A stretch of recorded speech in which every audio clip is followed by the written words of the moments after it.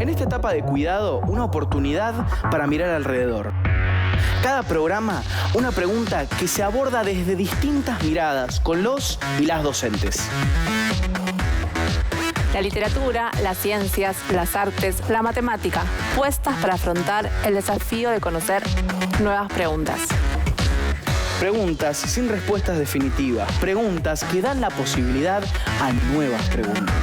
Con vos que estás ahí, nuevos abordajes para que sigas aprendiendo, reflexionando sobre el mundo. Seguimos educando.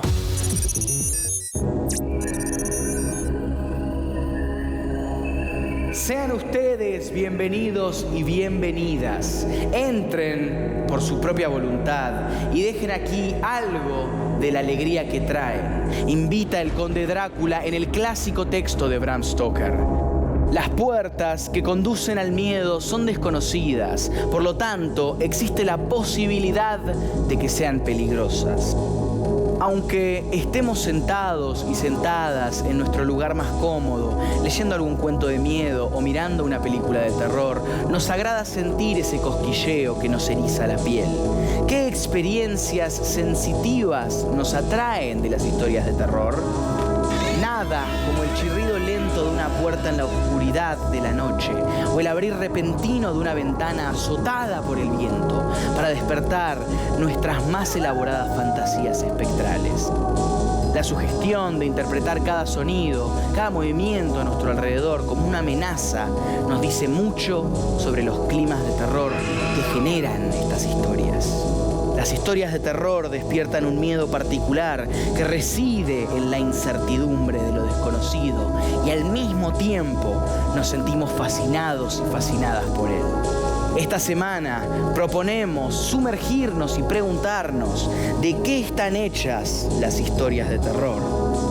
Hoy, ¿por qué algunas historias dan miedo?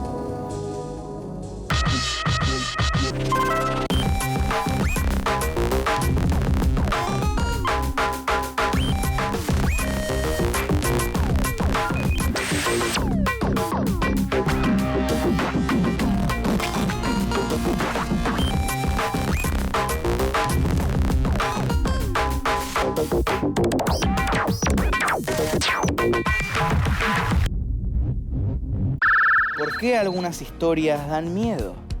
Porque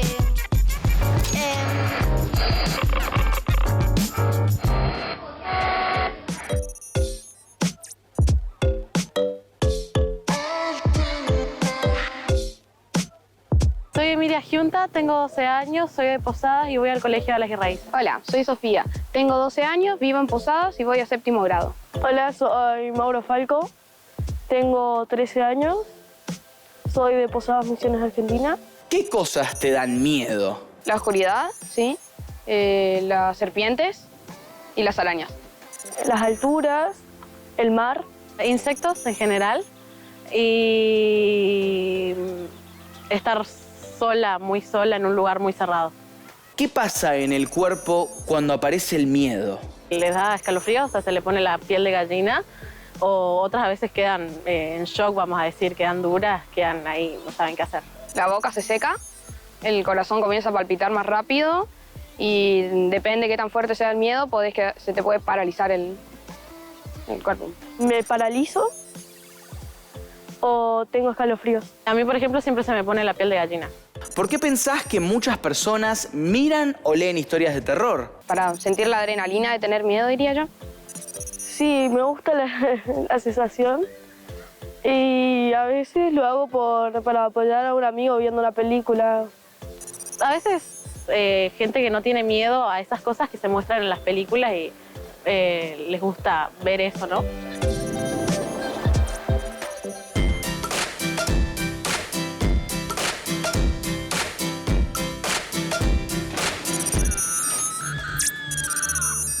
El programa de hoy es para quienes no se asustan fácilmente. Como yo, obvio. ¿A ustedes no les dan miedo las historias de terror? Si pensamos que son solo relatos de ficción, o sea, ¿quién puede asustarse? Ay, ¿qué es esto? Luca, ¿sos vos? Creo que sí. Pará. Creo que sí. Magalí, ¿soy yo? Es lo que quiero saber. ¿Qué me pasó?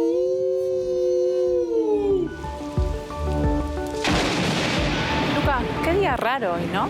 Escuché unos ruidos rarísimos. Y vos también estás algo extraño. Sí, pero ¿qué hacemos? Tenemos que arrancar el programa. Además, justo hoy vamos a hablar del Género literario de terror. Bueno, tenés razón, arranquemos. Muchos de ustedes se preguntarán por qué los autores y autoras escriben historias de miedo y por qué tienen tantos seguidores y tantos lectores y lectoras. O pensemos en los juegos online de terror, las películas, los grandes parques con montañas rusas o simuladores para generar miedo. Si hay algo que no soporto es el tren fantasma, me da demasiado miedo. A mí las novelas y los cuentos de terror me encantan. Siempre están cargadas de misterio y además, como les debe pasar a ustedes, la sensación de miedo es pasajera. No hay un riesgo real de que un monstruo salga de un libro o un fantasma aparezca en el tren. O sea, lo que estamos viendo no es verdad y desaparece al terminar un libro, una película o cualquier relato como los que me contaban en el campamento. Es verdad, igual que me daban miedo los campamentos. Me acuerdo que íbamos caminando con una linternita de noche y escuchabas de todo, animales, insectos, ruidos desconocidos. Qué sé yo, hasta pensaba que son reales los hombres lobos. Esta semana nos vamos a encontrar cara a cara con el terror, con grandes autoras y autores, grandes cuentos. Pero antes, analicemos qué elementos debe tener una historia para que realmente sea de terror.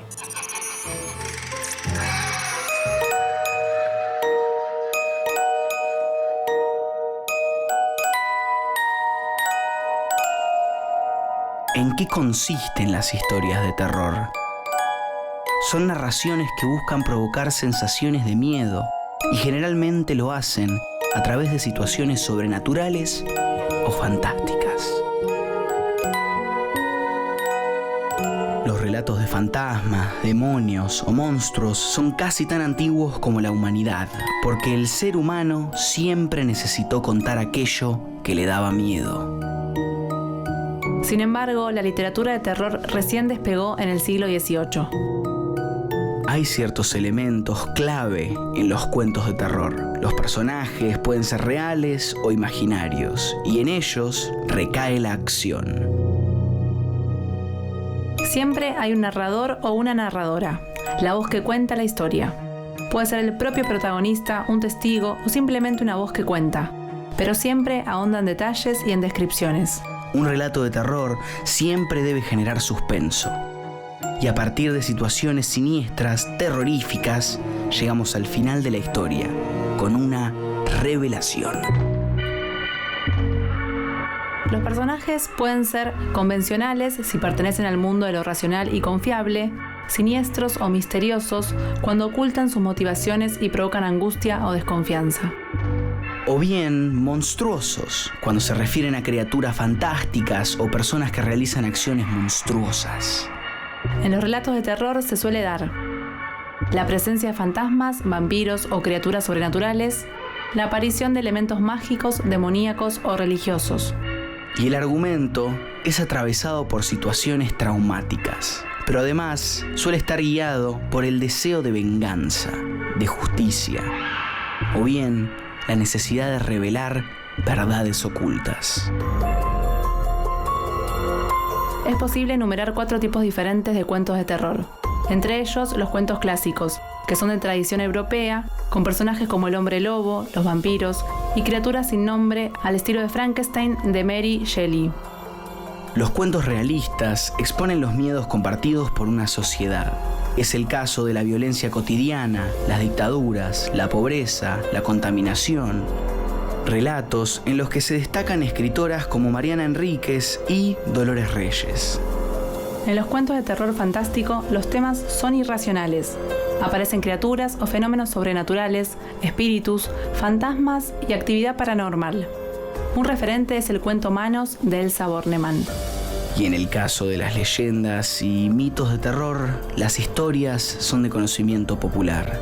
Son típicos los personajes de la naturaleza, o bien los relatos urbanos que incluyen crímenes, persecuciones y los misterios de la vida anónima.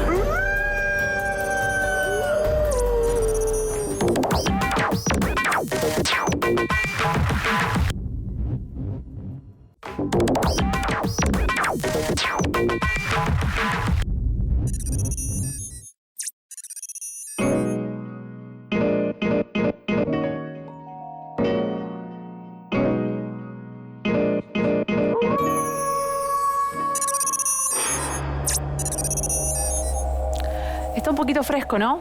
Vamos a cerrar esta ventana. Y sobre todo, porque no quiero que ningún ruido invada lo que tengo para contarles. Acá encontré uno de mis libros de terror preferidos. Pará.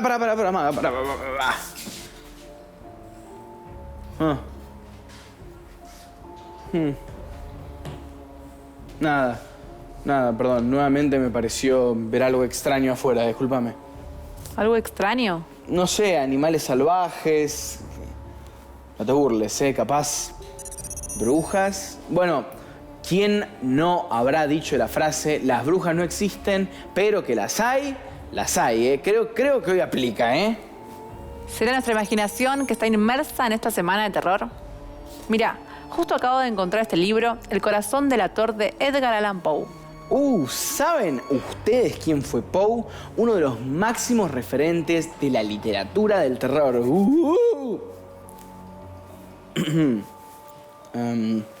Bueno, no sé muy bien qué fue eso. Edgar Allan Poe es sobre todo reconocido como precursor del relato breve. Nació en Boston, en Estados Unidos, en 1809 y lamentablemente vivió apenas 40 años. Pero en ese lapso dejó una importante obra literaria. Sus padres fueron actores de teatro itinerantes, pero murieron cuando él tenía solo 2 años. Fue criado por John y Frances Allen, un matrimonio rico del estado sureño de Virginia. En 1827 volvió a Boston y desde entonces se dedicó a la escritura. Publicó Tamerlane y otros poemas, Al-Aaraf, el cuento manuscrito encontrado en una botella. Trabajó para distintos periódicos y revistas en Filadelfia y Nueva York y se destacó como crítico literario. Ya casado con su joven prima, Poe fue testigo de la vida en la gran ciudad. Se imaginó hogares, vidas privadas, vecinos que podían ser locos, ladrones o asesinos, y puso en palabras por primera vez temas, mitos y miedos urbanos que hoy resultan habituales. Pero sobre todo, Poe pensó y dio forma definitiva a lo que hoy se conoce como un relato corto, que cuenta historias atrapantes. Diría Poe, un buen cuento debe leerse de un tirón. Fue el gran creador del suspenso y un gran efectista. Encontraba grandes finales para cada una de sus historias. Para entrar al mundo de Poe, nada mejor que algunos de sus grandes cuentos. Vamos a compartir un fragmento del corazón delator. ¿Qué te imaginas, Luca, que va a suceder en esta historia? ¿Y qué significa la palabra delator? Es algo así como el ojo acusador. A ver, para mí, el protagonista se siente observado, le molesta y va a tomar cartas en el asunto. ¡Cuánta intriga! Vamos a escucharlo.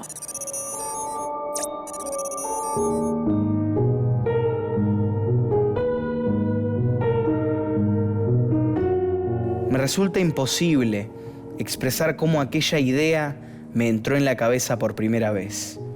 Pero una vez concedida, me acosó día y noche. No tenía ningún propósito. No estaba enojado. Quería mucho al viejo. Nunca me había hecho nada malo y jamás me había insultado. No me interesaba su riqueza. Creo que fue su ojo. Sí, en efecto fue su ojo. Tenía un ojo parecido al de un buitre, de un azul pálido, con una película que lo cubría. Cada vez que caía sobre mí, se me helaba la sangre. Y entonces, poco a poco, gradualmente, tomé la decisión de matar al viejo. Y, de esa manera, liberarme de ese ojo para siempre. Jamás había sido tan amable con el viejo como durante la semana antes de matarlo. Y todas las noches, cerca de la medianoche, giraba el picaporte de su puerta y la abría. Oh, tan suavemente. Y entonces, cuando la abertura era lo suficientemente grande, aproximaba un farol oscuro, cerrado por completo, para que no se escapara ningún rayo de luz. Y pasaba la cabeza a través de la puerta. Y esto lo hice durante 7 largas noches. Cada noche, siempre a las 12, pero siempre encontraba el ojo cerrado. Y por eso me resultaba imposible realizar el trabajo, porque no era el viejo quien me irritaba, sino su ojo diabólico. La 8ª noche fui a abrirle la puerta con mayor cautela. Su habitación era completamente negra y oscura, ya que cerraba las persianas por miedo a los ladrones. Y por este motivo sabía que él no podía ver la apertura de la puerta. Y seguí empujando la puerta suavemente, muy suavemente. Ya había pasado la cabeza y me disponía a abrir el farol cuando el pulgar se me resbaló sobre el cierre metálico. Y el viejo pegó un salto en la cama gritando: ¿Quién está ahí? ¿Quién está ahí? Permanecí inmóvil, sin decir ni una palabra. Durante 1 hora no moví ni un solo músculo. Y en todo ese tiempo no oí que volviera a acostarse. Sabía que había estado despierto desde que escuchó el primer ruido, cuando se movió en la cama. Sus miedos crecieron desde aquel momento.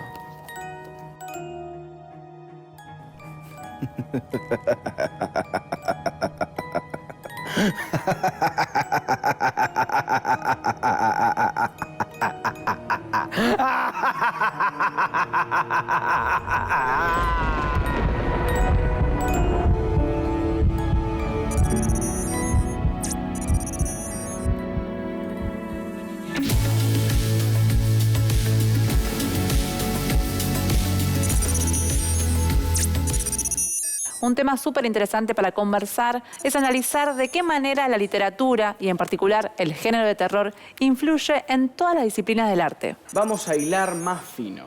¿Notaron qué fuerte es el vínculo entre la música y la literatura? Pensemos específicamente en el género del terror. Por supuesto que estamos acostumbrados y acostumbradas a la creación de composiciones musicales para generar climas en obras de teatro o en las películas. Drácula, por ejemplo. La música genera el dramatismo, el clima necesario para acompañar, sobre todo, los momentos de suspenso y miedo. Y pensemos en los grandes clásicos del terror.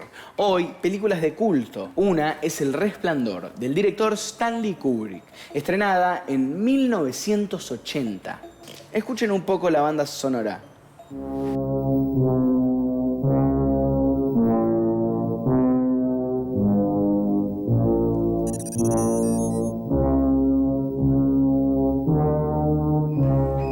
O Psicosis, una obra maestra de Alfred Hitchcock, estrenada en 1960. Es el día de hoy que popularmente se reproducen esos sonidos cuando se quiere hacer referencia a un peligro inminente. El arte influye en la música y la música influye en el arte. Tienen un lenguaje constante. Cierto es que la literatura y la música tienden puentes que unen sentimientos y emociones más allá de los años.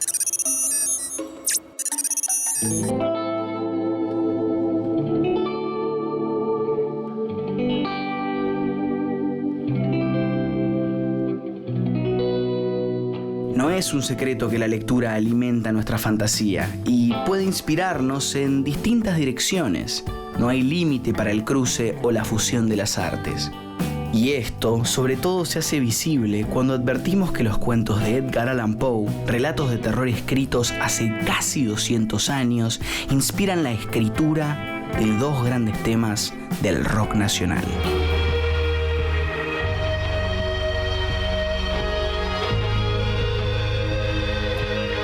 De la banda Soda Stereo comparte nombre con el cuento del maestro del horror, El corazón delator, y forma parte del álbum Doble Vida, que fue editado a fines de los 80. Gustavo Cerati, el compositor del tema, en una entrevista decía: en el cuento de Edgar Allan Poe, un corazón delata a una persona que mató a otra. En este caso, la escribí pensando que mi corazón me delataba cuando veo a la persona que amo. Un señuelo, hay algo oculto en cada sensación.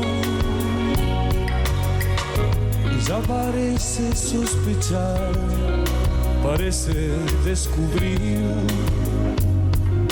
en mi debilidad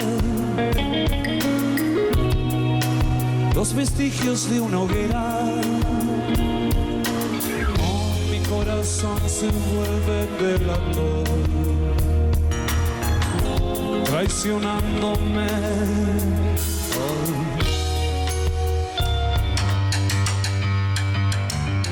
Ya entrados los 90, Willy Piancioli, el líder de Los Tipitos, también sintió una especial atracción por un cuento de Poe. Fue una inspiración, un dejarse llevar, y así Willy escribió uno de sus grandes hits, Campanas en la noche.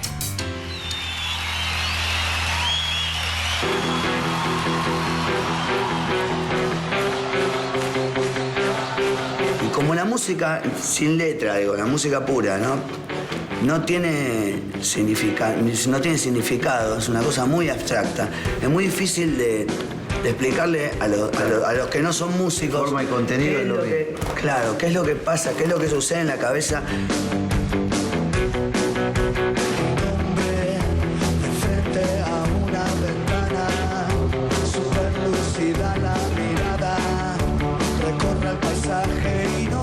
¿Pensás que un rockero o un compositor de canciones puede decir cualquier cosa?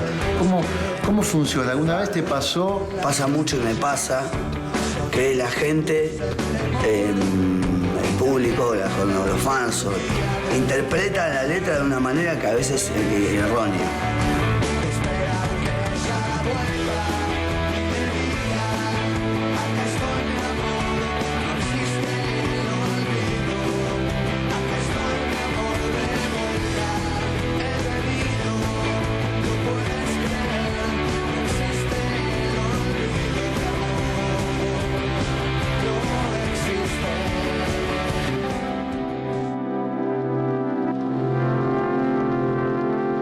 Queda claro que la cadena creativa está en constante producción. Nunca se detiene y adquiere nuevos sentidos. Infinito el alcance de la obra de Edgar Allan Poe. Nunca se hubiera imaginado que sus cuentos vibrarían en estadios entre guitarras eléctricas como musas del rock.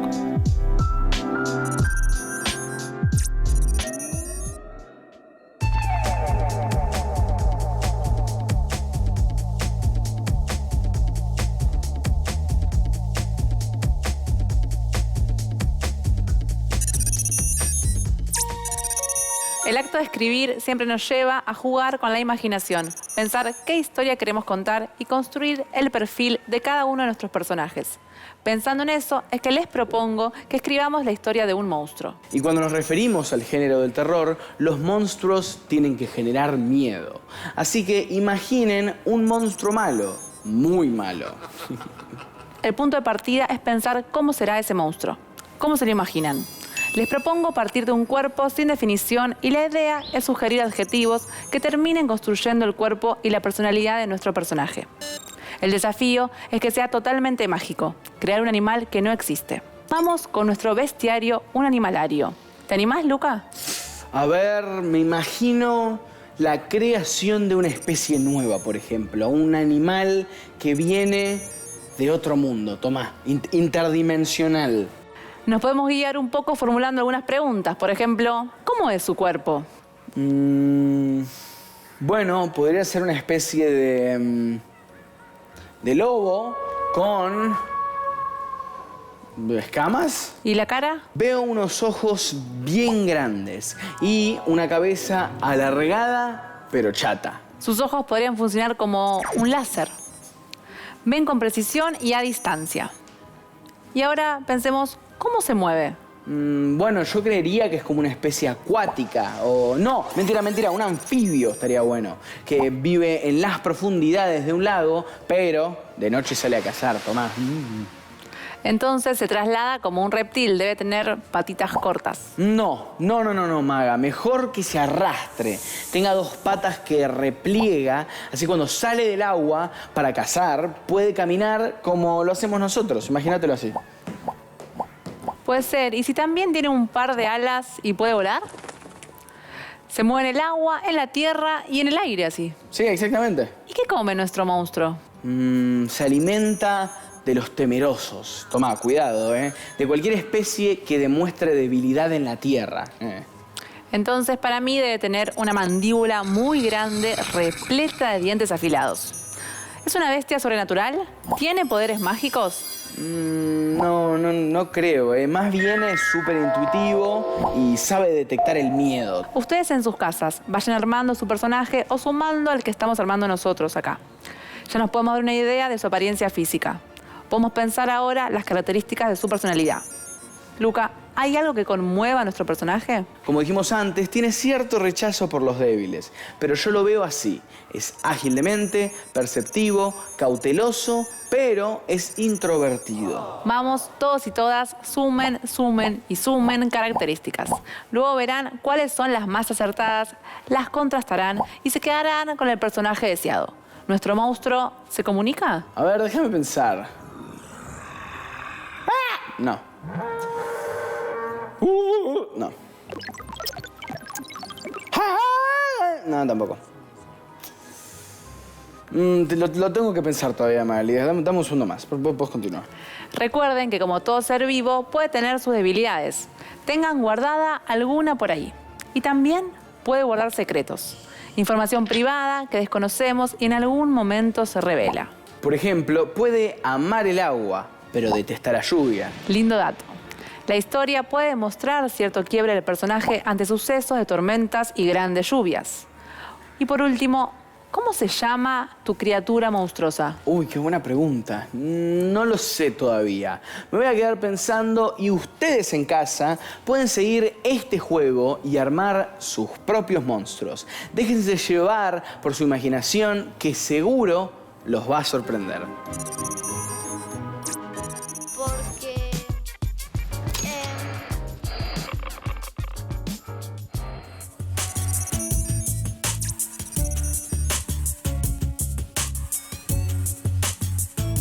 ¿Cómo te imaginas una escena que te dé mucho miedo? Habían 2 chicas en una balsa de madera, estaban navegando por un mar grande, era de noche. El mar estaba tranquilo, pero de repente todo comenzó el agua comenzó a fluir muy rápido y comenzaba a oscurecerse cada vez más. Y tanto fue el movimiento del agua que la balsa se movió tanto y ellas no las podían controlar que terminó la balsa sobre la arena de una playa en una isla que literalmente no conocían. Decidieron entrar más donde era dentro de la isla para poder ver si podían encontrar a alguien o algo que les pudiera ayudar a volver, pasando todo lo que era un bosque con ruidos y hasta animales. Fue ahí cuando encontraron una aldea donde había gente trabajando. Pudieron ahí conseguir un lugar para poder pasar la noche y al siguiente día, si es que el tiempo mejoraba, podrían volver a casa. Un señor con un cuchillo que está pensando en ir a buscar gente, con barba larga y ojos como si estuviera sorprendido todo el tiempo. Las víctimas son 3 personas, está pasando en un hotel y bueno, el señor fue a buscar gente. Hay un chico conduciendo por la carretera y su motor se estropea y no le queda otra parte donde ir que el bosque. Y se encuentra en una cabaña solitaria. Dice que se va a quedar ahí a dormir y mañana va a llamar a la grúa para que venga a arreglar su auto. Que se despierta a las 3 de la mañana y escucha estruendos abajo y encuentra una habitación secreta en la casa. Y vio a un tipo solitario, pelado, mirándolo con una cara de sorprendido, muy mala. Y no le queda otra que correr. Y corre, y corre, y nunca más volvió a ver esa cabaña.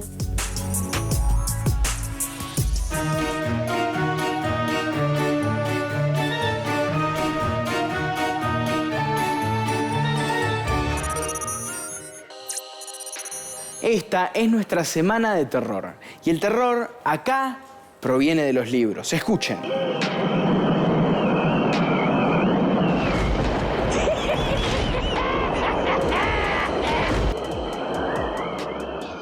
Hoy descubrimos cuándo se originó el terror como género literario, qué elementos componen este tipo de relatos y cómo se clasifican los cuentos de terror. Conocimos un poco de la vida y la obra de Edgar Allan Poe y disfrutamos su estilo narrativo al compartir fragmentos de El corazón delator. Los y las invitamos a sumergirse en el mundo literario, utilizar la imaginación para crear nuevos personajes de terror, un monstruo, un animal con características físicas, psicológicas y emocionales propias. Y vimos de qué manera el terror como género literario puede influir en otras artes, como por ejemplo en la música. Si les gusta coquetear con el miedo, no lo piensen más. La literatura anglosajona del siglo XIX está plagada de historias de terror. ¿Por qué las figuras más terroríficas las relacionamos con lobos, zombies, vampiros?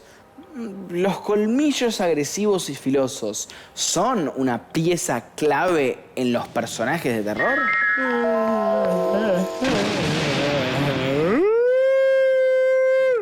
¿Tal vez sea la sangre el ingrediente que nunca falta?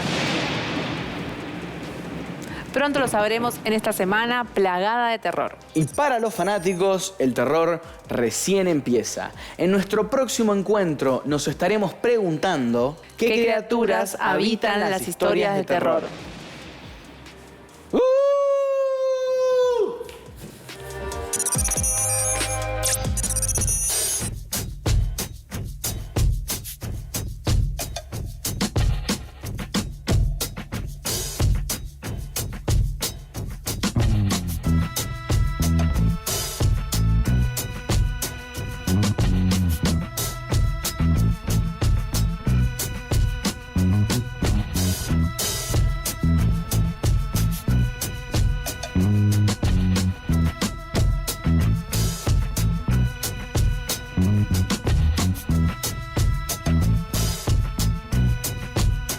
Mm-hmm.